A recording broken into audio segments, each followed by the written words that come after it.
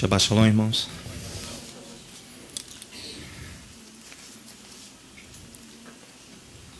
Hoje nós vamos estar estudando a 20ª porção, mas antes eu quero lembrar que às 17 horas de hoje, nós estaremos aqui já reunidos. 17 horas por quê? Porque acabou o horário de verão. Então nós estaremos aqui às 17 horas para dar início ao encerramento do Shabat e também para nós podermos juntos, como congregação, celebrar Purim e fazer toda a leitura do livro da Migilá Esther, do livro de Esther. Então você esteja aqui presente, as crianças vão estar no meio de nós, porque é uma festividade única e nós temos que participar todos juntos. Amém? A 20ª porção, irmãos, ela encontra-se no livro de Êxodo, no capítulo 27. Nós tivemos aqui o Bar Mitzvah do Luiz Guilherme. Para quem não sabe, Bar Mitzvah significa filho do mandamento. Bar, filho, Mitzvah, ordenança, mandamento. A partir dos 13 anos, na idade dos 13 anos, o menino está apto a deixar o leitinho que ele toma lá na salinha com as professoras do serviço infantil, para começar a degustar um alimento mais consistente no nosso meio. Ele torna-se, então, um pequeno varão, a iniciar um processo de estudo da Torá, porém, no nosso meio, junto conosco. E aquele que está próximo vai ajudá-lo, porque é uma fase de transição para o rapaz, para o menino, que completou os seus... Aliás, ele completa hoje, né? Seus 13 anos, na semana de 13 anos. Vocês ficam atentos que este ciclo vai ter mais bar mitzvah. Você vê que os meninos já estão todos rapazinhos, estão lá em cima ainda, mas estão todos rapazinhos, já prontos para estar no nosso meio. Por quê? Porque é um tempo de consagração para eles, para que eles possam servir no templo a Adonai. A 20ª porção, Tetzaveh, ordena, da Torá, é conhecido na data de hoje como o Shabbat Zahor. É o Shabat da lembrança. É o Shabat que antecede ou ocorre na festa de Purim. Porque a ordem aqui de Tetzaveh é lembrar. Ali no capítulo 27 de Êxodo, a partir do verso 20, ali começa ali a 20ª porção. Tetzaveh ordena, traz a lembrança. Ele aqui nos faz recordar que aqui, irmãos, a nossa questão aqui é toda espiritual. Isto é, de um relacionamento espiritual, cuja obediência aqui é fundamental, para mim e para você. Por que é fundamental a minha e a sua obediência como varões, como servos diante do Eterno? Para aliviar a carga da geração futura. Para aliviar a carga daqueles que estão se aproximando para fazer o serviço da Torá. Por que vai aliviar? Porque eu, que já estou mais à frente, eu tenho que tirar do meu meio e do meio de nós tudo aquilo que impeça o nosso relacionamento com Elohim, com o Eterno, de Abraão, de Isaac e de Jacó.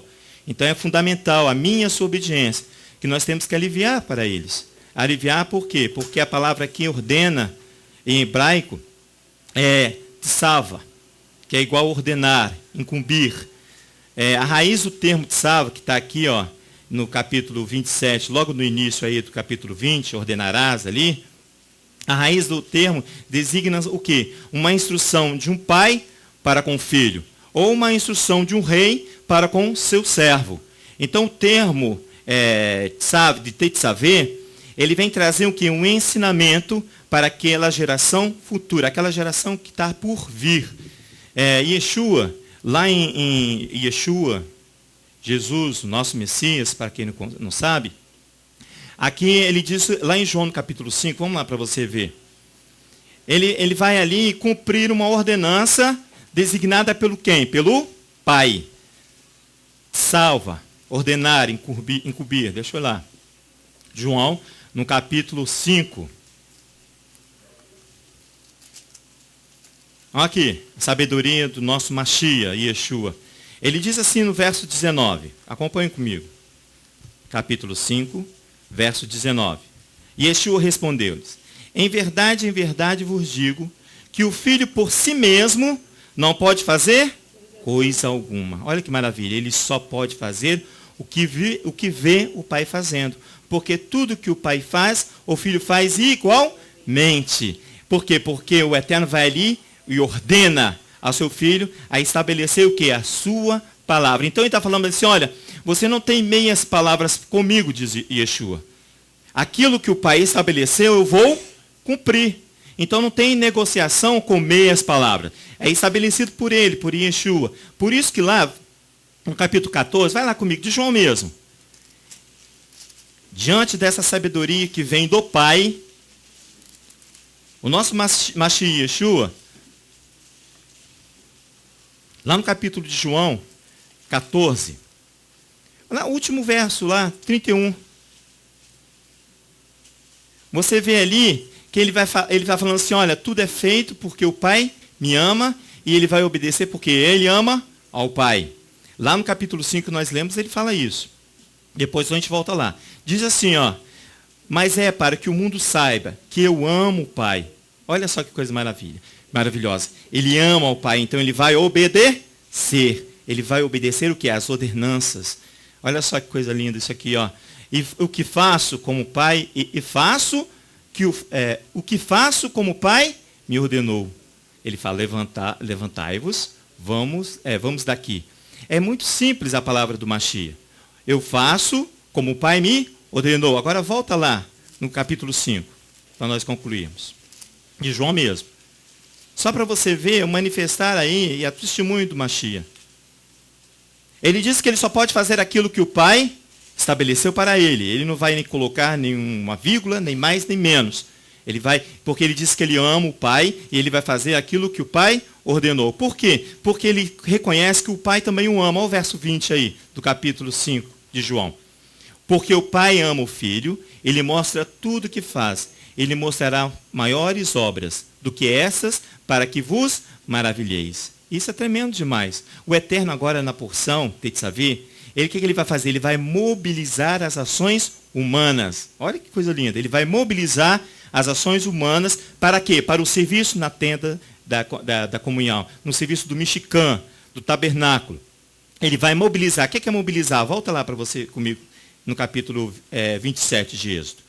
O capítulo 27 de Êxodo você tem que marcar aí, porque é a nossa porção. Você não pode deixar de marcar. Deixa ele marcado aí, depois nós voltamos à Torá, vamos aos profetas, vamos a Yeshua.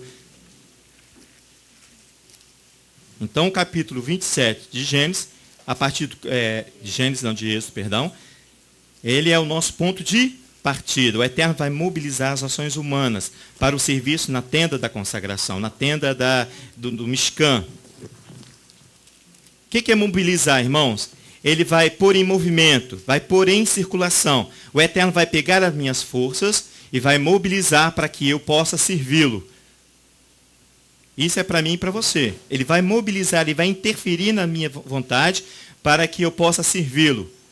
Então o termo aqui, Tetzaveh, vai revestir toda a paraxá, irmãos, toda a porção do capítulo aqui de 27 até o capítulo 30 de Tetzaveh.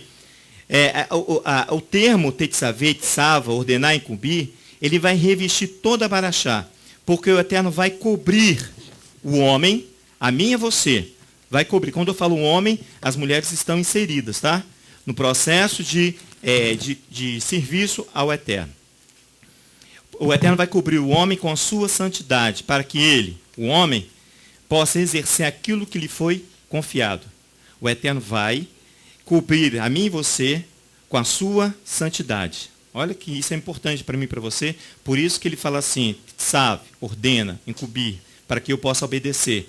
Porque ele vai colocar, estabelecer sobre nós uma autoridade, para que eu e você possamos exercer aquilo que não foi confiado, não foi depositado para mim e você fazermos.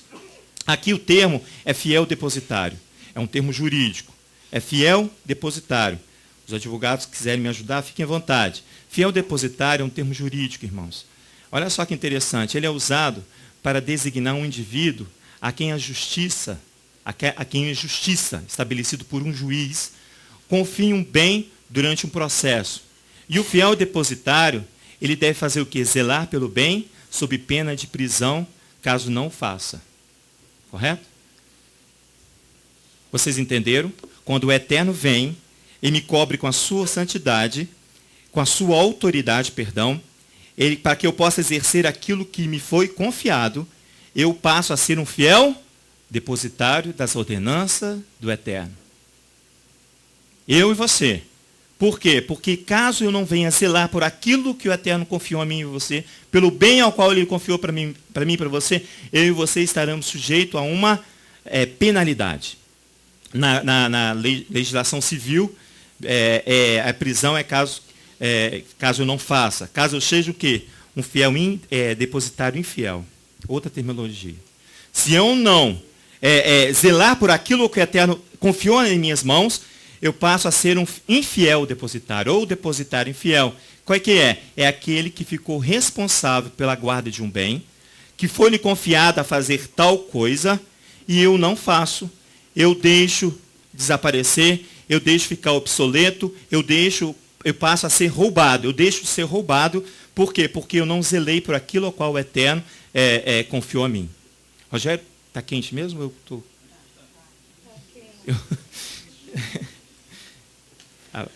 Se puder jogar para mim, se alguém reclamar. Então eu tenho aqui duas condições que me foi confiado. Eu sou um fiel depositário ou sou um depositário infiel. Para quem? Para as ordenanças que o Eterno vai estabelecer para mim e para você. O homem aqui vai se apresentar então com dois resultados. Elohim vem e estabelece uma ordenança para que eu venha cumprir. Então eu posso responder a Elohim, o Errad de Israel, o nosso Deus Todo-Poderoso, eu posso responder de duas maneiras, ou sendo um fiel depositário, ou sendo um fiel depositário. Muitos dizem, ou eu posso responder com eficiência, ou posso responder com a minha negligência. Amém? Ou posso responder com a minha eficiência, ou com a minha negligência. A eficiência é quando eu dou um bom resultado para aquilo ao qual o Eterno me deu. Eu dou frutos de qualidade. É a minha eficiência. Agora, a minha negligência é quando eu não cuido daquilo que o Eterno me deu. Eu trato com desleixo. Falta para mim exatidão em trabalhar na obra do Eterno. São esses dois conceitos ao qual a porção vai trazer para mim e para você. Para isso, a palavra de ordem aqui inicia com a obrigatoriedade e a necessidade de haver o quê? Um azeite puro para manter o candeeiro aceso. Vamos ler aí, ó. Capítulo 27, a partir do verso 20. Aqui o candeeiro é a nossa constante fonte de luz. Aqui ele vai falar para mim e para você como que eu devo manter essa lâmpada, essa luz acesa. Diz assim o verso 20 do capítulo 27 de Êxodo. Ordenarás aos filhos de Israel que te tragam azeite puro de oliveiras, batido para o candeeiro, para manter a lâmpada acesa continuamente. Verso 21. Na tenda da congregação, fora do véu, que está diante do testemunho, Arão e seus filhos as manterão em ordem, desde a tarde até pela manhã, perante o Eterno. Esse será o estatuto perpétuo a favor dos filhos de Israel pelas suas gerações. Diz assim o texto: e tu ordenarás aos Bnei Israel que tragam para ti. A luz não é para Adonai, a luz é para ti, para mim e para você. Ele diz assim, ó, tu ordenarás aos Bnei Israel. Uma versão próxima ao hebraico diz assim, tragam para ti azeite de oliva, depurada, triturada para o lustre, para fazer subir a lâmpada permanentemente. Quando o menino vem e faz a Torá, ele tem que subir. Ele vai se elevar à qualidade de um varão e vai manter essa lâmpada acesa permanentemente, depurada. Essa é a ordem para os Bnei Israel. Essa é a ordem para mim e para você, filhos de Abraão. Assim, irmãos, como o azeite que é necessário para manter a luz do candeeiro, o candelabro, a presença de Adonai é necessária para mim e para você como luz permanente no exercício de servir ao Eterno. A luz de Adonai, ela precisa ser permanente sobre mim, sobre você, para que eu possa servir, para que eu possa exercer um serviço ao Eterno. Por isso que ele fala bem assim, olha, você vai ser ou fiel depositário ou infiel depositário. Não tem meio termos. Ou você vai zelar por aquilo que eu estabeleci para você fazer, ou você vai ser desleixado, ou você vai deixar de cumprir. São só essas duas ordenanças. Não tem ali uma meia conversa, como eu falei do Machia. Não tem meio termo. É sim, sim, não, não, como nós aprendemos da vez passada. Pode participar, só pode dar uma participar. participação. Não existe o termo infiel Infiel não existe. depositário. Não, existe o termo fiel depositário. Porque ali a lei determina que você seja fiel. É determinado que seja fiel. Determinado que seja, igual A infidelidade é o meu proceder. aí é uma conduta errônea. Tá vendo? Então, quer dizer, a lei fala em ser fiel. Então, como a Paraxá está falando aqui, ordena para que eles façam isso. Exatamente. Elohim não está aqui falando assim, ou vocês sejam fiel nisso daqui ou não sejam fiel. Não seja fiel. Não há essa previsão. Exatamente. Há uma previsão de acerto diante de Elohim. Amém. Amém. Caso eu cumpra diferente, eu vou estar sendo infiel. É um exercício meu. Vou sofrer, amém, vai sofrer as penas. Viu como é bom ter um advogado por perto? A presença de Adonai, como eu falei, ela é necessária. Para mim e para você, como uma luz permanente no exercício de servir o eterno. E Yeshua diz assim, lá no salmista, no Salmo 119, vamos lá comigo? Salmo 119. Nós já conhecemos esse texto, nós já lemos várias vezes. Mas não vamos ler de novo. O Salmo 119, o salmista ele canta aqui que a palavra de Elohim é luz para os teus pés. Quer ver? Lá no verso 105, se eu não me engano. 105, olha que maravilha isso aqui. Assim como o azeite é necessário para manter a luz acesa, a minha vida com Adonai precisa ter luz. E a luz provém quem? De Adonai. A luz não provém de mim, para que eu não me engrandeça. A luz provém de Adonai. Ele diz assim no capítulo 119, no verso 105. Lâmpada para os meus pés é a tua palavra. E luz para o meu... Está vendo? É simples para mim e para você entender. A luz que provém de Elohim está na sua palavra. Esta palavra é luz para os meus pés, para que eu possa caminhar de maneira correta, para que eu possa obedecer a ordem. E luz para o meu caminho, para que eu não venha desviar nem para a direita nem para a esquerda. E Yeshua diz a mesma coisa. E Yeshua, em momento nenhum, ele vai contradizer a Torá, nem os profetas, muito menos os salmistas. E Yeshua diz assim, andai enquanto tendes luz. Vamos lá no capítulo 12, para você ver de João.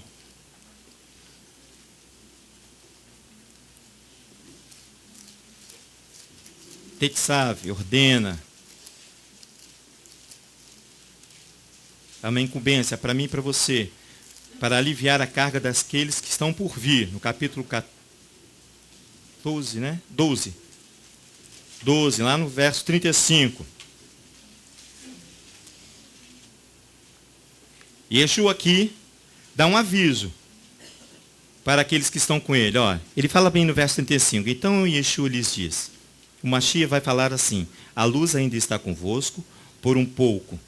Andai enquanto tendes, para que as trevas não vos... Quem anda nas trevas não sabe para onde. Está vendo? Então, como é que eu vou manter a ordem? Como é que eu vou cumprir os mandamentos se eu não ando na luz? Se não extraio do eterno Elohim de Israel a luz necessária, se eu não extraio do nosso Senhor e Salvador Yeshua HaMashiach, se eu não extraio a luz necessária para o meu relacionamento com o eterno, para que eu possa servir. O objetivo da porção, irmãos, é consagrar tanto as vestes sacerdotais e seus ministradores. O objetivo de Tetzaveh, ordenar, é consagrar tanto as vestes sacerdotais quanto os seus ministradores. Vamos lá? Volta lá. Consagrar, capítulo 27 de Êxodo, a partir do verso 20. Consagrar, irmãos, verbaliza o relacionamento com o eterno, que traz vários termos hebraicos são trazidos para traduzir a questão de consagração para o serviço ao eterno. Eu tenho alguns verbos aqui que eu coloquei, alguns termos, que vai identificar para mim e para você o que significa esse ato de consagração que o eterno vai estabelecer aqui, tanto para as vestes sacerdotais quanto para os seus ministradores. Haram é um verbo que significa dedicar, a dedicação. Kadash é um verbo de santificação, de pôr de lado. Malê é um enchimento de mãos, é um encher as mãos. E Nazar é separar. Então, quando ele vai consagrar tanto as vestes quanto seus ministradores. Ele está dedicando, ele está separando, ele está enchendo os seus ministradores de mãos. Para quê? Para que ele venha exercer aquilo ao qual foi estabelecido para o seu sacerdócio. Para o seu sacerdócio. Sabe, ordena. É uma ordem dada por Eterno, pelo Elohim. A cobertura que o homem receberá para o serviço a Elohim provém dele, do Eterno. Provém dele. Portanto, ela é santificada. A cobertura de exclusividade para o serviço ao Eterno, não pertencendo ao homem, mas compõe os utensílios do tabernáculo do Mishkan. Arão agora aqui vai receber as vestes especiais, que representam o peso da glória de Adonai.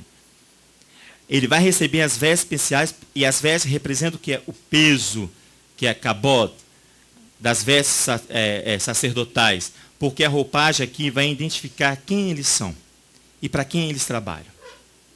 São vestes espirituais, não pertencem ao homem, pertence ao tabernáculo, ao Mishkan. Vai pertencer ao templo depois. São vestes especiais e espirituais, que vai encher as mãos dos sacerdotes para que eles possam ministrar. Porque uma das funções sacerdotal, está lá em Levítico capítulo 10, se eu não me engano, que a função sacerdotal é levar o povo a entrar e a sair da presença de Adonai, para que eles não morram. Para que eles não morram. Para que eu e você não possamos ficar no prejuízo. Está vendo? Lá no 28. Vai lá. Êxodo 28. Vamos continuar a leitura aí. A roupagem vai identificá-lo aqui, ó. Diz assim no capítulo 28. Depois, fará chegar a ti, a teu irmão Arão e seus filhos com ele no meio dos filhos de Israel, para me administrarem o ofício sacerdotal, a saber, Arão, Nadab e Abiú, Eleazar e Itamar, os filhos de Arão. Verso 2. Farás vestes sagradas para Arão, teu irmão, para glória e ornamento. Falarás também a todos os homens hábeis, a quem eu tenho enchido do espírito de sabedoria, que façam as vestes de Arão, para santificá-lo, a fim que administre o ofício sacerdotal. Próximo ao original, sim, diz assim, faz as vestes do santuário, e não para Arão. Viu como é bom você conhecer o que está próximo ao original? Faz as vestes do santuário para Arão, teu irmão, em glória e magnificência. E tu falarás a todos os sábios de coração, que enchi com o sopro de sabedoria. Não falei? Que é enchimento, maler, vai encher de sabedoria, vai encher de conhecimento de Adonai, não do homem, para que ele possa exercer a função. Eles farão as vestes de Arão para consagrá-lo, irmãos, para que ele ministre para mim. A consagração das vestes e do ministrante é de exclusividade do tabernáculo, do templo, para que ele possa ministrar ao Eterno, a Elohim de Israel. E o que vai consagrar aqui, tudo isso aqui é a glória do Eterno, que é kabod em hebraico. É o peso, da ideia de peso, da presença real de um rei poderoso, que é Elohim, e luminosa para mim e para você. É essa presença, é este peso, que vai manter-me firme, a mim e você, diante daquilo que o Eterno estabeleceu para que eu faça. O Eterno aqui, o sacerdote aqui, ele vai ser sucumbido pela glória de Adonai. Mas antes disso, eu quero que vocês vão fazer uma leitura comigo, lá no profeta Isaías. Hoje pela manhã, quando eu estava lendo, orando ao Eterno, para que ele venha falar conosco, o Eterno me deu essa palavra de Isaías, no capítulo 61. Eu não sei aonde essa palavra vai ser estabelecida aqui. Eu vou ler com vocês. Por quê? Porque eu entendi que era para que nós possamos ler. Diz assim no capítulo 61. Quero que você acompanhe comigo aí, porque a leitura não é só minha. A leitura é como congregação. É como comunidade do Machia. Ano da graça do Eterno, diz o texto aqui da minha Bíblia. No capítulo 61 do profeta Isaías diz assim, o Espírito do Eterno Elohim está sobre mim, porque o Eterno me ungiu para pregar as boas novas aos pobres. Ele está falando de quem? Do Machia. Ele está falando do ungido. Aqui, ó, Machia ungido. Aqui, ó, Me ungiu para pregar as boas novas aos pobres. Enviou-me a restaurar os contritos de coração, a proclamar a liberdade aos cativos, a abertura de prisão aos presos, a apregoar o ano aceitável do Eterno e o dia da vingança do nosso Elohim, a consolar todos os tristes e ordenar, salve, acerca dos tristes de Sião, que se lhes dê ornamento por cinza, óleo de alegria por tristeza, vestes de louvor por um espírito angustiado. Eles se chamarão a árvore de justiça, amados. Olha que coisa maravilhosa, a plantação do Eterno, para que ele seja glorificado. Então a glória de Adonai, Cabot, peso, vem para que eu e você possamos realizar aquilo que o Yeshua falou. Eu só faço aquilo ao qual o Pai estabeleceu para eu fazer aqui, ó. É a abertura de verso 2, diz, é apregoar o ano aceitável, o dia da vingança, é ordenar as coisas a respeito de Sião, é dar ornamento por cinza, alegria por tristeza. Olha o verso 4. Reedificarão as ruínas antigas. Aquilo que não está velho, nós vamos ter que reedificar. A restauração dos lugares há muito devastado. Por quê? Pelo homem, pelo pecado do homem. Renovarão as cidades arruinadas, devastadas de geração em geração. Estrangeiros apacentarão os vossos rebanhos. Estranhos serão os vossos lavradores, os vossos vinhateiros. E vós sereis chamados sacerdotes do Eterno. Por quê? Porque você foi lá e cumpriu o que o Eterno estabeleceu para você cumprir. Você receberá o título de sacerdote do Eterno. Vós sereis nação santa, povo adquirido. Aqui, ó, verso 6. Vós sereis chamados sacerdotes do Eterno. E vos chamarão ministros do nosso Elohim. Comereis a abundância das nações, e na sua glória vos gloriareis. Em lugar de vergonha terão dupla porção. Em lugar de afronta, exultarão por sua herança. Pelo que sua terra possuirão o dobro, e terão perpétua alegria. Pois o Eterno ama a justiça, odeio o roubo e a iniquidade. Na minha fidelidade lhes darei a sua recompensa, e darei uma aliança eterna com eles. A sua posteridade será conhecida entre as nações. Os seus descendentes, a qual o sacerdote tem que proteger, com o ensino correto da palavra, ele tem que proteger. Olha aqui, diz assim, ó, os seus descendentes, verso 9, no meio dos povos, todos quantos virem o conhecerão como descendência que habita no Eterno. Amém, bendito no Eterno. Eu me regozijo muito no Eterno. A minha alma se alegra no meu Elohim, pois ele me cobriu de quê? Amém, ele cobriu. O que ele vai fazer com o sacerdote, irmãos? O que ele vai fazer com as roupagens, as vestes sacerdotais? Vai consagrá-lo. Aqui, ó, eu me regozijo muito no Eterno, a minha alma se alegra no meu Elohim, pois ele me cobriu com vestes de salvação e me envolveu com um manto de retidão, como um noivo que adora com um turbante, e como a noiva que se enfeita com as suas joias, porque como a terra produz seus renovos, e como o jardim faz brotar o que nele se semeia, assim o Eterno Elohim fará brotar a retidão e o louvor perante todas as nações. Perante todas as nações. Então essa palavra vem para quê? Para sucumbir. A mim e a você. Vai sucumbir o sacerdote. O que é sucumbir? É render-se ao peso. Sucumbir é render-se ao peso. Qual peso? Ao peso da glória de Adonai. Sucumbir é o peso da glória dele. É desviar, é deixar de viver. Eu e você. É para que nós possamos morrer. É para que eu e você sejamos dominados. É para que eu e você não venhamos resistir. A morrer o quê? Morrer a nossa natureza carnal, a nossa interferência no serviço a Adonai. Amém? Eu pensei que alguém tivesse me chamado.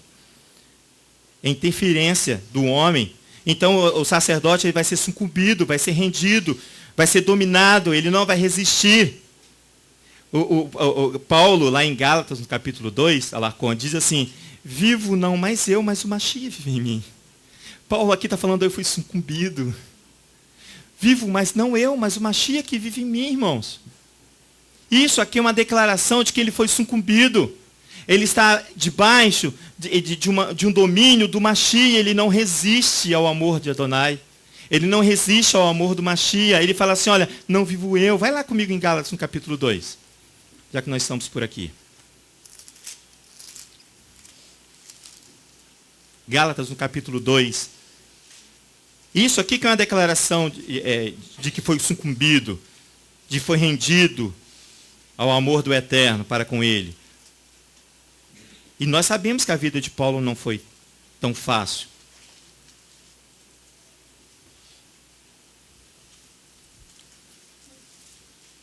Francisco, acho que para mim, que eu acho que na sua versão está melhor, na versão que está contigo. Diz assim o capítulo 20, estou crucificado com uma chia, e já não vivo. 2:20, perdão, não falei? 2:20. Diz assim, olha, estou crucificado com o Machia e já não vivo, mas o Machia vive em mim. A vida que me agora vivo na carne, vivo-a na fé do Filho de Elohim, que me amou e a si mesmo se entregou por mim. Ele está totalmente sucumbido pelo amor do Machia para com ele. Ele não resiste, ele vai servi-lo, ele vai obedecer toda a ordenança que está por ele. Se você for lá comigo, está diferente aí, Francisco? Você quer ler para mim aí, faz um favor? Verso 20. Quando o Messias foi executado na estaca como criminoso, eu também morri, para que meu ego orgulhoso não mais viva. O Messias, o Machia, porém, vive em mim, e a vida que agora vive em meu corpo, vivo-a pela mesma fidelidade decorrente da confiança demonstrada pelo Filho de Elohim, que me amou e se entregou por mim. Não rejeito o dom gracioso de Elohim, porque se o caminho para a obtenção da justiça decorre do legalismo, então a morte do Messias terá sido inútil. Está vendo? Sucumbido. O texto aqui é bem mais claro do que o nosso texto aqui. Bem mais claro. E diz exatamente isso que eu estou falando para você. O Paulo, ele está rendido. Estou rendido ao teu chamado, ele fala. Se você for lá comigo no livro de Romanos, volta um pouquinho a sua Bíblia aí, as páginas da sua Bíblia. Não no livro de Romanos, no capítulo 6. Só antes de você ir para Romanos, eu só quero esclarecer esse versículo 21 aí, porque a nossa tradução está totalmente equivocada. A nossa tradução está levando a um entendimento totalmente deturpado da morte de Yeshua HaMashiach. Amém. Ele diz assim, na nossa tradução está escrito assim, não anulo a graça de Deus, pois se a justiça provém da lei, segue-se que Cristo morreu em vão. Aqui ele está falando, irmãos, não da Torá. Ele está falando de um legalismo que você vê a Torá. Você não pode ver a Torá e nem praticá-la de forma legalista. Não. Você tem que praticá-la e observá-la com o espírito de Elohim. É de uma instrução tremenda. Amém. Aí Paulo estava falando aqui daqueles que praticavam a Torá de forma legalista. Por isso que eles matavam Yeshua. Tá? Então é isso que a gente precisa entender. Amém. Obrigado, Roberto. Lá em Romanos, no capítulo 6, Paulo vai definir aqui um procedimento de ser sucumbido. E você e eu precisamos observar isso aqui. Porque você pergunta assim, como é que eu vou ser sucumbido? Como é que eu vou estar nas condições de Paulo?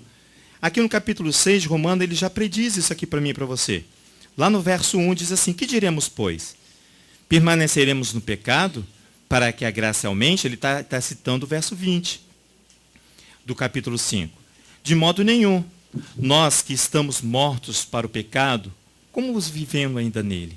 Ele faz um questionamento, para que eu e você possamos pensar. Verso 3.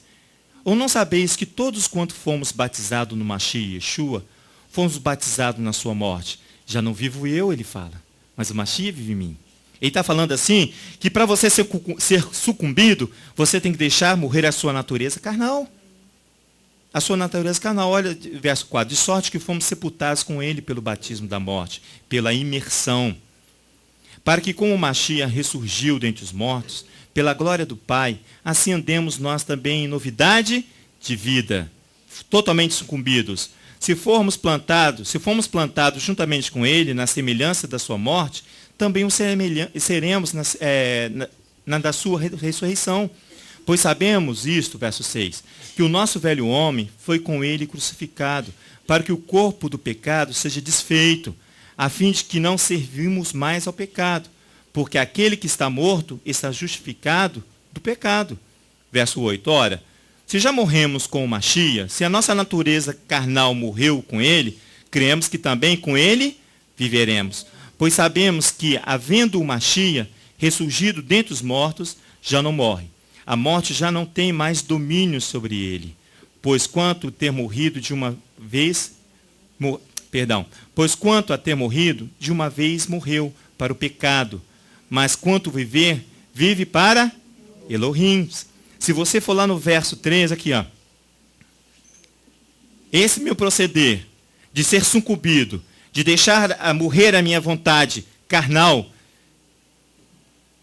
eu vou servir de instrumento de justiça, amados. Por isso que ele vai ali e vai consagrar ali as vestes sacerdotais. Porque quando ele sucumbir ali as vestes sacerdotais, vai sucumbir os seus ministrantes, para que eles possam fazer o quê? Para que ele possa trazer a justiça que está estabelecido na roupagem sacerdotal. Olha o verso 13, diz bem 13. Nem tampouco apresentei os vossos membros ao pecado por instrumentos de iniquidade, mas apresentai-vos a Elohim como vivos, dentre os mortos, e os vossos membros a Elohim como instrumento de justiça, santificação, membros santificados. Através de quê? Através da consagração a um serviço a Elohim. Por isso que as vestes sacerdotais, lá na porção, são para memória e estabelecimento de justiça. Vamos lá comigo para você. Volta lá em Êxodo, capítulo 28. Na nossa porção.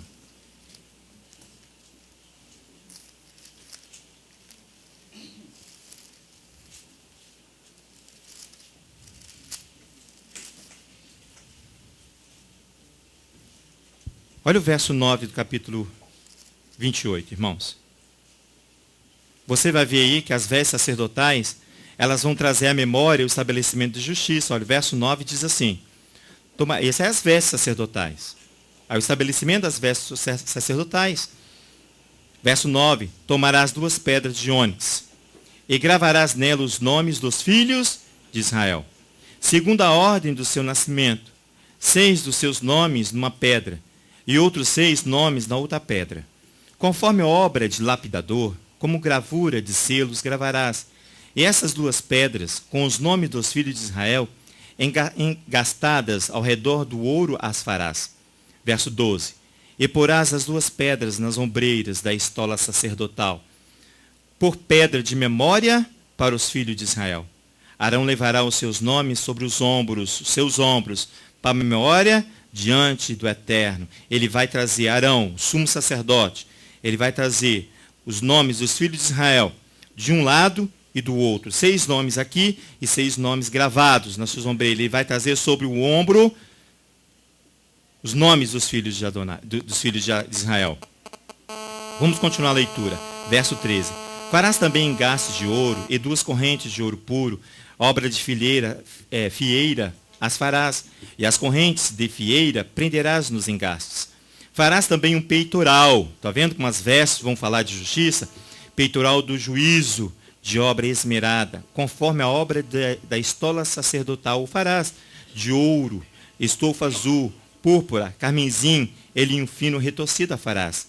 Quadrado e duplo será de 1 palmo o seu comprimento e de 1 palmo a sua largura. E o encherás de pedras de engastes, com 4 ordens de pedra. Aqui ele vai falar as ordens das pedras. Olha o verso 21. As pedras serão conforme os nomes dos filhos de Israel. 12, segundo seus nomes, serão a gravura de selo, cada um com seu nome, para as 12 tribos. Então, ele já leva os filhos de Israel nos ombros. Agora ele vai levar os filhos de Israel no peito. Olha aqui, ó. Essa aqui é uma representatividade do peitoral, do sacerdote. O nome das 12 tribos de Israel. Esse peitoral é o peitoral do juízo, da estola sacerdotal. Perdão, estou sem óculos. O que você falou? Ah, sim. Ah, também tem aqui, ó. Porque é a tribo de Levi que faz o serviço sacerdotal, Rogério. Aqui, ó. É esse aqui, ó, o peitoral. Essa aqui toda é representatividade. Se você não observou ali, você agora tem a oportunidade de olhar com calma e verificar. Nada é feito por acaso, irmãos. Nada é feito.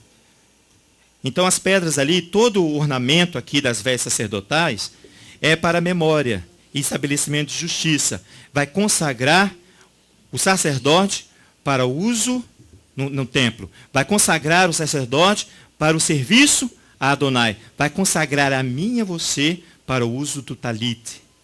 Vai lá em Números, capítulo 15. Agora eu estou falando com os homens. Números, capítulo 15.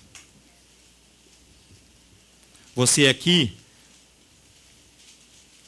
tem a base para que você possa comprar ou usar o seu talit. São as vestes.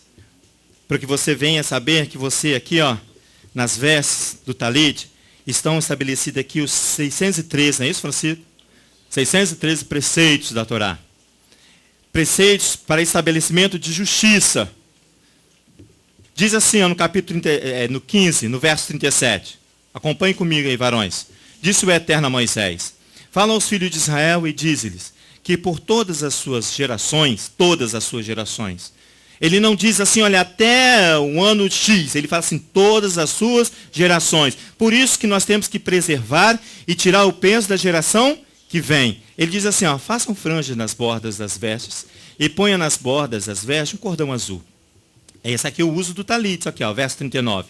Tereis essas franjas para que vendo-as, ó a lembrança, vos lembreis de todos os mandamentos do Eterno, para os cumprir, diz. A lembrança não é para guardar na memória, e que um dia pode se perder. Não, ele diz assim, olha, para que vos lembre todos os mandamentos, para os cumprir, diz. E não corredes após o vosso coração, nem após os vossos olhos, após os quais andais adulterando. Verso 40. Então vos lembrareis de cumprir todos os meus mandamentos. O Eterno é maravilhoso, é tudo para lembrança, para que eu e você possamos não só lembrar, mas cumprir. E sereis o quê? E sereis o quê? Vocês não estão lendo, não? Consagrados. Se tiver algum texto diferente, vocês me avisam. Se tiver algum texto diferente, avisam. Então vos lembreis de cumprir todos os meus mandamentos, e sereis consagrados ao vosso Elohim. Eu sou o Eterno, vosso Elohim, que vos tirei da terra do Egito, para ser vosso Elohim. Eu sou o Eterno, vosso Elohim. Ele assina 2, 3 vezes. Eu sou o Eterno, eu sou o teu Eterno, eu sou o Eterno, vosso Elohim. Para quê? Para que você possa fazer, lembrar e cumprir. É igualmente o Shabat, você tem que lembrar e cumprir. É assim com todas as ordenanças, para que você possa se consagrar diante de Adonai. Então, por isso que eu falei, olha, ou você vai ser um fiel depositário, ou caso contrário, você vai ser um depositário infiel. E vai sofrer as penalidades. Porque você se cobre de talit, mas você não cumpre, você não deseja cumprir. Não é apenas um ornamento, mas é aquele ornamento que Isaías 61, que nós lemos.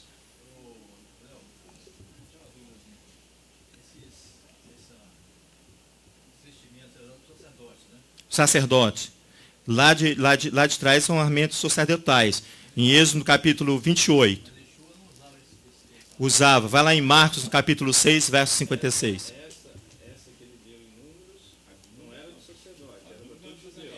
A do Números aqui são bordas e vestes para uso meu e seu. É essas vestes aqui, de Números, capítulo 15, verso 37. Vamos lá em Marcos. Marcos, capítulo 6. Eu não ia lá não, mas o irmão tocou nisso, é interessante. Amém. Obrigado, meu.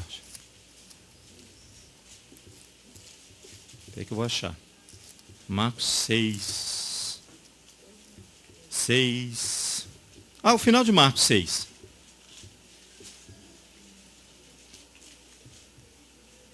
Está falando do Mashiach, irmãos.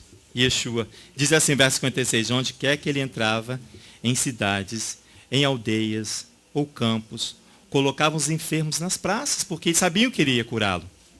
Rogavam-lhe que, ao menos, os deixasse tocar na orla das suas vestes, é o talit, e de todos que tocavam, saravam-se. Por quê? Porque aqui estão estabelecidos os preceitos de Adonai. E Yeshua tinha toda a autoridade sobre ele, irmãos. Toda a autoridade. Aqui, Yeshua está usando. Esse aqui que em Números, no capítulo 15, verso 37. As vestes que nós estava falando lá eram as vestes especiais do templo. Para a consagração, o serviço no templo. Amém? As vestes aqui, elas vão ser finalizadas com o selo de consagração. Vamos lá, volta lá na porção. Se eu estiver correndo, vocês me falam, por causa do horário. Não entendi? As vestes sacerdotais eram do templo. No templo. Ah, você pensou que foi... Era do santuário. Nós lemos lá. São vestes do santuário. Faz as vestes do santuário para Arão, ele fala. Não. Ele... Yeshua é o sumo sacerdote. Ele agora vai ministrar. Ele ministra no sacerdote não feito por mãos humanas. Um santuário não feito por mãos humanas, diz o texto. Maravilhoso, né? Em Hebreus, se eu não me engano, fala isso. As vestes são finalizadas, vamos lá, capítulo 28. Elas vão ser finalizadas com um selo de consagração. Aonde? Na testa do sacerdote. No capítulo 28, verso 36. Diz assim, olha. Vocês chegaram lá? 36. Também farás uma lâmina de ouro puro. Faz parte das vestes aqui, ó. E nela gravarás com uma gravura de selo. Santidade ao Eterno. Atalás com um cordão de estofa azul, de maneira que esteja na mitra. Bem na frente da mitra estará. Estará sobre a testa de Arão, para que Arão leve a iniquidade das coisas santas, que os filhos de Israel santificarem em todas as ofertas suas coisas santas. Está continuamente na sua testa, para que sejam aceitos diante do Eterno. Próximo original diz assim, faz um cintilante de ouro puro, incisa nele, em incisão de selo, consagrado a Adonai, diz o original. Aqui nós estamos falando aqui que fala santidade ao Eterno, santidade ao Senhor. Mas próximo ao original diz consagrado a Adonai, na testa do sumo sacerdote, Arão. Ele está sobre a fronte de Arão. Arão carrega o agravo dos sacramentos que os Bnei Israel consagrarão. Para todos os dons de seus sacramentos, estará sobre a sua fronte, em permanência, como bem para eles diante de Adonai. Verso 38. Arão leva aqui, portanto, em seu coração as lembranças da tribo de Israel, em seus ombros os fardos, e sobre a cabeça a vocação sacerdotal, que é estar consagrado a Adonai. Essa é a consagração do sacerdote. Ele é consagrado para o serviço especial sacerdotal, um serviço a Adonai. Para isso, irmãos, é inevitável a consagração do mesmo, não só das vestes, mas do próprio ministrante. Aqui, ó, se você for comigo, volta aqui em Êxodo capítulo 28. Aí no verso 40. Aí, ó. Também farás túnicas, cinto e tiara para os filhos de Arão, para glória e ornamento. Olha o verso 41. Vestirá com eles Arão, teu irmão, e também os seus filhos, e os ungirás, e consagrarás, e os santificarás, para que me administre o sacerdócio. Está vendo? Olha o verso 1, do capítulo 29. Isso é que lhes farão para os consagrar, para que me administre o sacerdócio. Toma o novilho, ele vai dar aqui agora as ofertas. O novilho de carneiro sem defeito, os pães asmos, os bolos asmos, amassado com azeite. O verso 4. Então fará chegar Arão e seus filhos à porta da tenda da congregação e os imergirá com água. Vai fazer purificação, a imersão nas águas. Verso 5. Depois tomarás as vestes e as vestirá Arão da túnica e do manto da estola sacerdotal. Está vendo? Está vestindo Arão. E da estola sacerdotal mesma. E do peitoral. Ele cingirás as estolas sacerdotal com o seu cinto de obra esmerada. E a mitra, aquele que está escrito lá, consagrado a Adonai, porás sobre a sua cabeça. E a coroa de santidade porás sobre a mitra. Então tomarás o óleo da unção e derramarás sobre a sua cabeça. Assim ungirás. Assim vai ser estar ungido, consagrado tanto as vestes quanto os seus ministrantes. É inevitável, não só as vestes serem consagradas, mas aqueles que vão ministrar o sacerdote devem estar consagrados. São sagrados, separados, ungidos, cheios de mãos, dedicados, tudo aquilo que representa o verbo consagrar, para que possa levar o povo, para que esse sacerdote possa levar o povo diante de Adonai.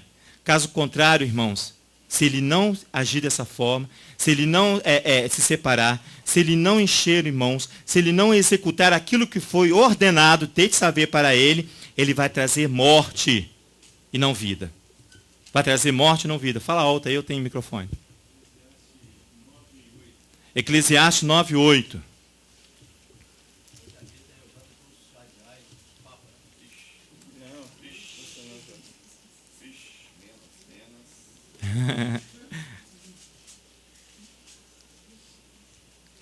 Irmãos, é tremendo essa questão aqui. Quem achou, lê aí para mim, por favor. Quem está aí no microfone? Eclesiastes qual, amado?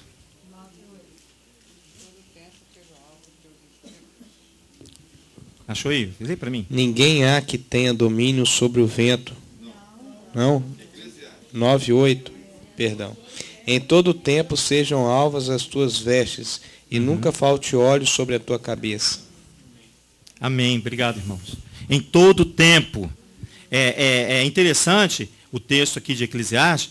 Por quê? Porque você tem a sensação de que somente por um certo tempo, um certo período de tempo, você vai estar consagrado a Adonai. Mas aquele que serve a Adonai, aquele que ministra a Adonai, aquele que se apresenta como servo, ele tem que estar a todo tempo em observação, em ordem, para que ele não caia sobre ele a morte. Se você for comigo lá em Levítico, vai lá comigo, capítulo 10. Por quê? Caso contrário, você vai trazer a morte sobre você mesmo. Primeiro sobre você. E depois sobre uma geração. Por quê? Porque não observou a ordem dada para ser cumprida. Por isso que nós estamos aqui hoje, mais tarde, para celebrar Purim. Ou Purim. Por causa da negligência sacerdotal de um rei. Nós vamos estar aqui hoje à noite para orar e ver a vitória sobre toda essa desobediência.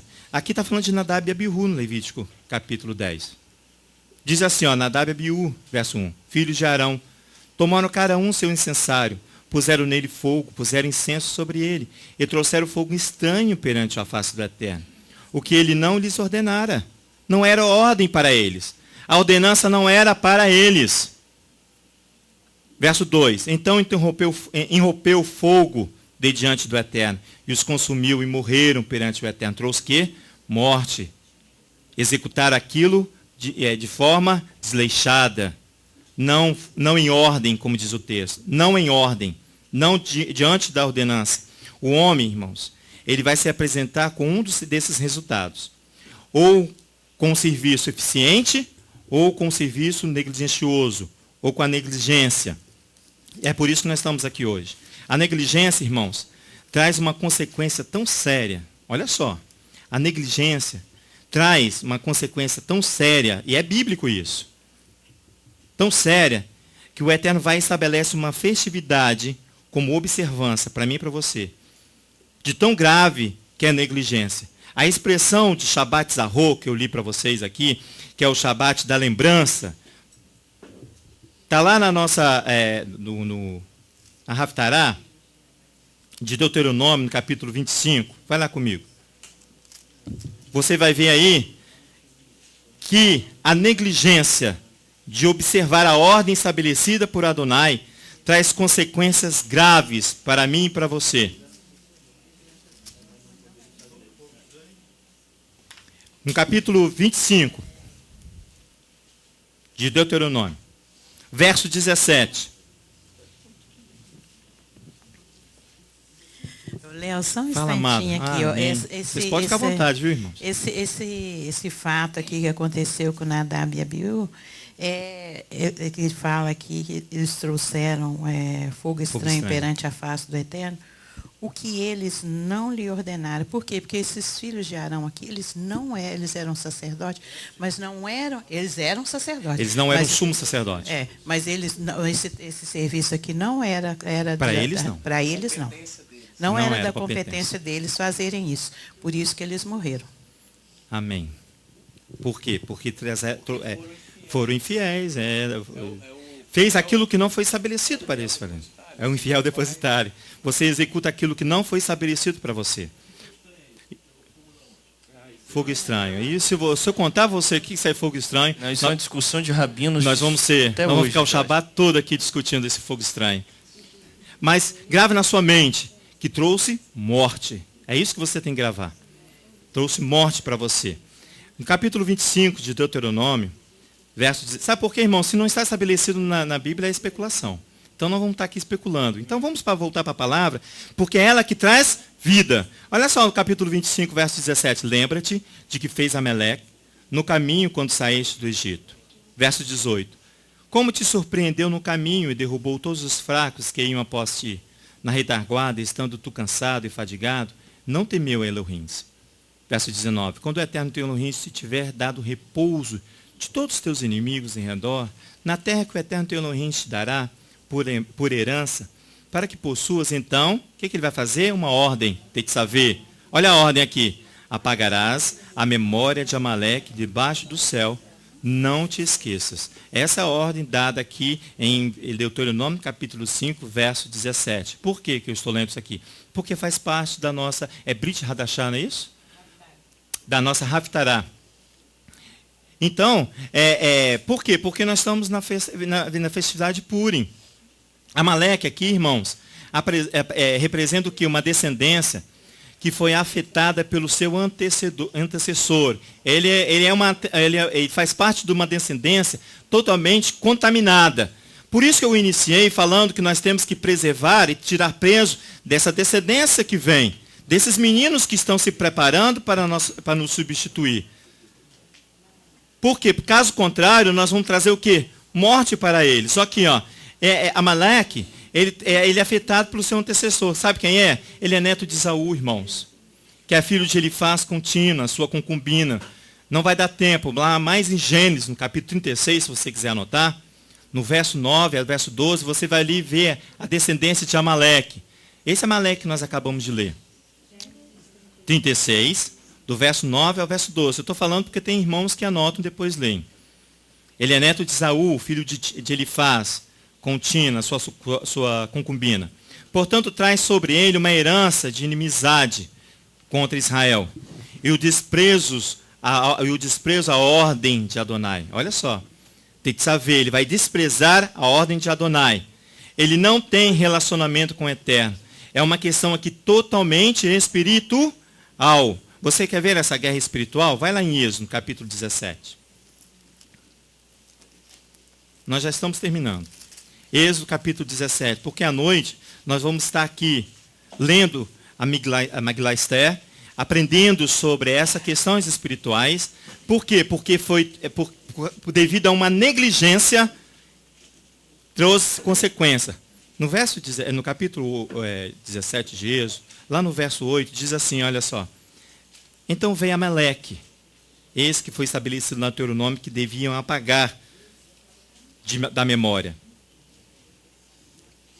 Vocês já acharam? Êxodo 17, capítulo 8. Então veio Amaleque e pelejou contra Israel em Refidim. Pelo que disse Moisés a Josué, escolhe-nos homens e saia a peleja contra Amaleque. Amanhã eu estarei no cume do outeiro, e a vara de Elohim estará na minha mão.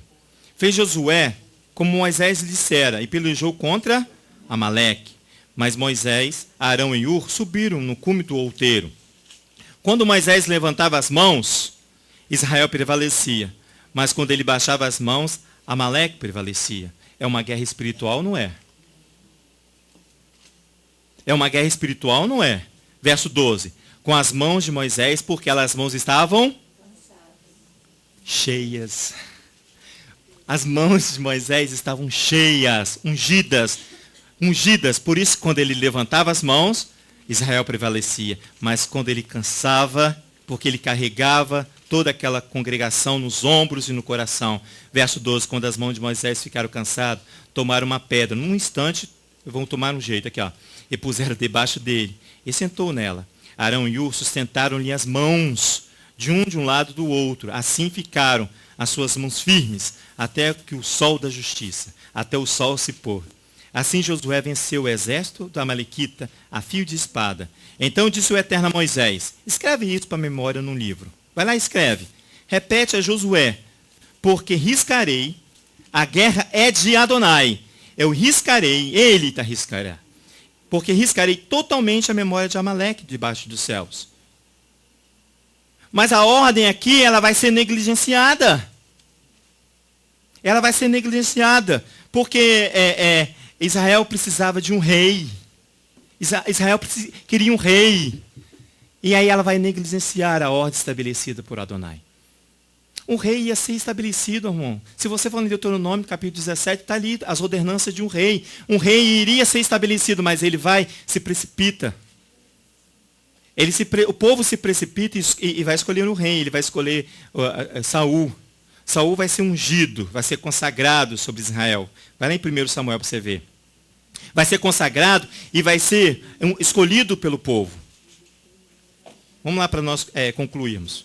Você vai ver aí, a negligência de Saul vai trazer para mim e para você a obrigação de estarmos aqui hoje à tarde para celebrar Purim. Eu falei? Amém. 1 Samuel, capítulo 15, perdão. 15 eu falei? 10. Olha aqui, a unção de Saul. Olha o verso 1. Então tomou Samuel um vaso de azeite e o derramou sobre a cabeça de Saul. E o beijou e disse, não te ungiu o Eterno por príncipe sobre a tua herança? Quando te apartares hoje de mim, acharás 2 homens junto ao sepulcro de Raquel, no território de Benjamim, em Selza, as quais te dirão, acharam-te as jumentas de que foste procurar. Agora o teu pai já deixou de pensar no negócio das jumentas e anda aflito por causa de ti, dizendo, que farei por meu filho? Então passarás dali diante até chegar ao carvalho de Tabor. Ali te encontrarão 3 homens que vão subindo a Elohim e a Betel. Um estará levando 3 cabritos, o outro 3 bodes 3 bolos de pão e o outro um odre de vinho. Eles te saudarão e te darão 2 pães, os quais receberá na tua mão. Então chegarás ao roteiro de Elohim, onde está a guarnição dos filisteus. Entrando na cidade, encontrarás um grupo de profetas que descem do alto, precedido de saltérios, tambores, flauta, harpas. Eles estarão profetizando. O Espírito do Eterno se apoderar de ti, e profetizarás com ele, e serás transformado em outro homem. Ele vai ser ungido, ele vai ser consagrado, rei de Israel, mas ele vai negligenciar a ordem. Ele vai negligenciar a ordem. Vai comigo, quer ver? Para você ver aí, em Samuel, no capítulo 15. Ele vai dar a mesma ordem que foi dada aqui em Êxodo 17. No capítulo 15 de 1 Samuel, lá no verso 3, ele vai dar uma ordem a Saul. Vai, a ordem é essa, Tetzavê, ordeno-te. Vai, agora e fere Amaleque, e destrói totalmente tudo que tiver. Nada lhe poupes. Matarás homens e mulheres, meninos, crianças de peito, bois e ovelhas, camelos e jumento. Você não vai deixar nada de que faça lembrar de Amaleque. Por causa lá de Êxodo, capítulo 17. Coitadinhos, né? Mas é uma ordem estabelecida por Adonai, ela tem que ser? Amém, ela tem que ser cumprida. Mas ele vai negligenciar, aqui, ó. Se você ver aqui, ó, verso 7. Então feriu Saul os amalequitas, desde Ravilá até Sur, que está de frente ao Egito. Tomou vivo, quem? Agag, rei dos amalequitas. Para todo o povo, mas todo o povo destruiu a rio da espada. Mas Saul e o seu povo pouparam Agag, o melhor das ovelhas e dos bois, os animais gordos, os cordeiros e o melhor que havia, e não fizeram destruir totalmente. Porém, a toda coisa vil, desprezível, destruíram totalmente. Então veio a palavra do Eterno a Samuel: arrependo-me de haver ter posto a Saul como rei, porque deixou de me seguir e não executou as minhas palavras. Arrependi-me de ter coroado Saul, diz o original. Me arrependo de ter consagrado Saul, porque ele não executa aqui a ordem estabelecida por Adonai. No verso 12, ele vai, olha lá, madrugou Samuel para encontrar com Saul, porque ele tinha que falar com Saul, que ele tinha desobedecido. Mas quando ele vai encontrar com Saul, olha o verso 2, madrugou Samuel para encontrar Saul pela manhã, mas foi-lhe dito, Saul já chegou ao Carmelo. E e aí levantou para si um instrumento, um monumento, e voltando, passou e desceu a Gilgal. A satisfação própria do ego, diz o texto. Ele constrói para si, porque a justiça que ele estabeleceu foi a justiça dele. Quando eu e você não obedecemos a palavra, a ordem estabelecida, nós estabelecemos a minha e a sua justiça. Por isso que ele vai aqui e ergue um monumento. Para quem? Para ele. Satisfação do seu próprio ego. Seu próprio ego.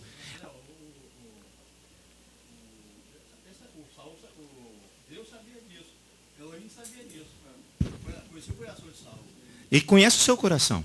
Então, e o meu também. Mas a palavra dá para mim, para você, a oportunidade de não seguir o meu e o seu coração. E sim seguir a palavra de Adonai. Senão fica muito fácil. Senão eu vou ficar justificando os erros meus e os seus. E eu não posso justificar, eu não posso estabelecer aquilo que o Eterno não consagrou como consagrado. Eu não posso abençoar aquilo que Ele não abençoa. Eu não posso purificar aquilo que Ele diz que não é puro. É a ordem estabelecida. Olha o verso 15, respondeu Saul, os soldados é que trouxeram de Amaleque, pouparam o melhor das ovelhas e dos bois, para ofereceres ao Eterno teu Elohim. Eu não vou me prolongar aqui não.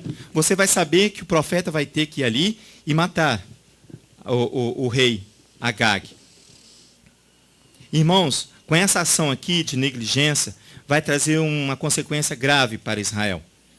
O Eterno aqui vai ter que estabelecer um novo reinado, que vai sucumbir à descendência de Amaleque. Ele vai ungir a Davi. Davi vai ser consagrado, segundo as ordens estabelecidas pelo Eterno. Davi vai lá em 1 Samuel, no capítulo 30, não precisa ir lá não, que eu não vou ler não, por causa do horário. Davi vai destruir os amalequitas. Essa ação de negligência de Saul aqui vai se refletir no livro de Esther, que nós vamos ler hoje à noite. Vai lá para você ver, só um texto lá no livro de Esther, para deixar com você com gosto na boca de vir aqui à noite. Aqui, eu tenho certeza que depois que você lê essa passagem, você fala assim, não, eu preciso lá. Eu preciso ler isso, eu preciso saber mais. Vai lá no livro de Esther.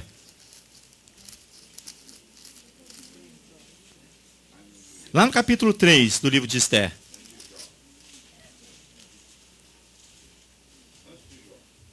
Antes de Jó.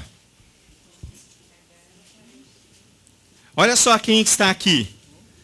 Um dos maiores inimigos dos judeus. Se chama Amã. Rogério já respondeu. À noite você vem com o sapato que faz mais barulho, Rogério.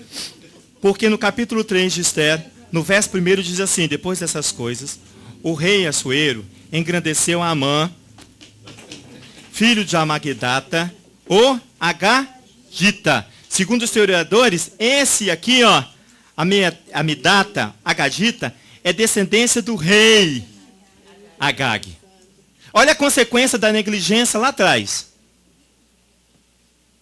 Vai se levantar. Irmãos, quando o Eterno falava, vai lá e destrói, porque a raiz ali já está totalmente podre, porque a descendência já está totalmente contaminada. Vai ter que aniquilar. Olha o verso 15.